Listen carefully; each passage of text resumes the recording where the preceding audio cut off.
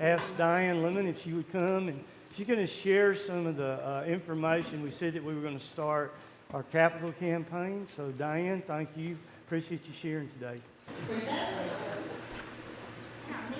I brought something with us. A year ago this week, we started meeting about what to do, how to do it, where we're going to go. You know what? This is what we showed. This is kind of where we were. We were all boxed in. We didn't feel like we had anywhere to go. We were meeting, and we were just going round in circles. We were talking in our small groups. We were talking around our dinner tables. We were talking at restaurants. You know, what are we going to do? We were wringing our hands together. So we called the meeting. This is the hurt feelings. We all hated that. There was a lot of hurt feelings. The blue are people that left. And, you know, I didn't blame them, but we were losing people. Then we called the meeting, and we said, where do we want to be 1 year from now? Y'all, it is unbelievable. Can y'all see that? Kind of looks like a human organ, doesn't it? Okay. That's what Willie said when I started that night to that meeting. He said, Diane, that kind of looks like a human organ. Okay. The first thing we decided, we needed a theme. And our theme was, God is in our story. I heard that in a song, and I don't know, it just hit me. I thought, God has got to be in this, or we don't need to do it. So we started talking, and after the meeting, some of us stayed, and it's written with pencil, because that's all I had. But we said, what do we want in our new church? So we said, we want children. We want children to be led by God. We want children to learn about God. So that was first, Jacob's Ladder. We wanted to make sure we took care of Jacob's Ladder. We wanted the youth. We wanted the Boy Scouts. One of the things that I thought was amazing on here, this just points to you how good God is and how he listens. We wanted a pastor, not a speaker, not a preacher. We wanted a pastor.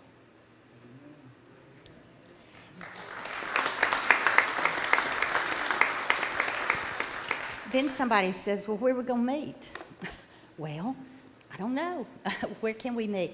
Well, there was a couple of people that signed up. Y'all, every day, maybe twice a day, I was getting a call, come over here, so-and-so.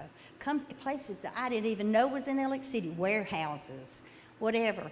And then we went to the CAC and talked with them about a temporary church. We didn't know that God already had plans for us.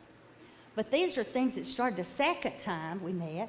We talked about, we wanted a Bible-believing church, not pieces of it, but Genesis to Revelations. Then we said, we need to finalize this as soon as possible. We don't need to keep dragging this on. We want to start building our new church now. We don't want to wait till April or May. Somebody that's in the choir said, can we please work on our choir?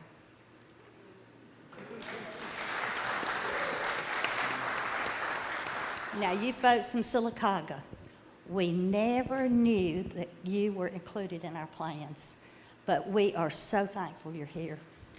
I'm telling you. Then we started praying that we had such dedicated employees, and you know, they weren't allowed to say anything, and we weren't allowed, I didn't feel like we should ask. It was on their own personal decisions. But we asked that we get to keep our ministry people, our children's ministry and our youth minister. And you know, we wanted all them to be part of our new church. Then at the end of that, we all gathered together and said, we're going to claim it and we're going to believe it. Y'all, this is a year ago. Tell me something on this list that God hasn't given us. I get overwhelmed. I cry almost every Sunday when I see kids go down. And there's bunches of kids. You know, they're all at conference day, but it's bunches of kids. And this is just amazing. Then we set up prayer warriors. Helen, Kathy, Pat, others signed up to be prayer warriors. Y'all, I think this was the most important thing right here. I really do. Because when they prayed, conference listened, Scott listened, the bishop listened, not to us, but they were moved in different ways. And they made this happen that we ended up here at this church. We had 4 people that represented us and worked great to get all this settled out. But now we're starting a campaign. This is our first stewardship campaign. So we're asking everyone to claim it and believe it. I know some people have never filled out a pledge card. This is not a contract. This is just, I believe I can do this much for my church next year. Nobody will call you if you don't. You're not going to get a bill, you know. But this is so we will know what to set a budget by. We get these cards, they go in, nobody knows but just the church secretary and a financial person. And she puts it in, and that way we know what to set our budget by. So we're able to fund the choir, and we're able to fund the youth and the children. We're able to pay the power bill.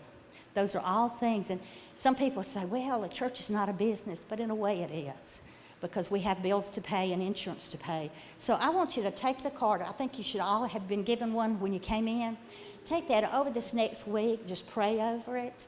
Decide what God's leading you to do and do as much as you can do. Like I said, if you can't during the year, something happens, you're not going to get a call. But this allows us to set the budget. And here's a list of ways to give. And there's all kinds of ways to give. So that should be included in an envelope for you to put it in and bring it back to church. Y'all, I just look forward to the next year. I look forward to seeing Cornerstone continue to grow. And I'm so thankful that God still hears our prayers. Thank y'all.